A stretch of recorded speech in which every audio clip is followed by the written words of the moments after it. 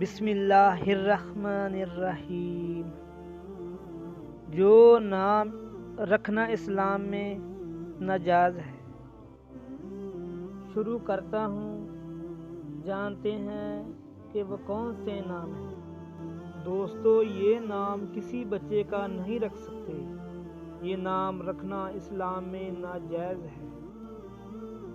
بہت سارے ایسے نام ہیں جن کا رکھنا ناجائز ہے۔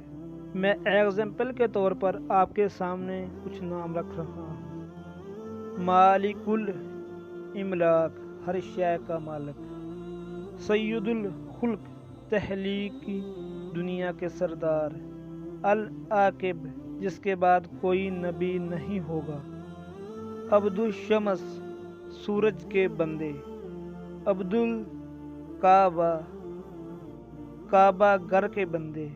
عبد الماء، پانی کے بندے۔ غیور، حسد کرنے والا۔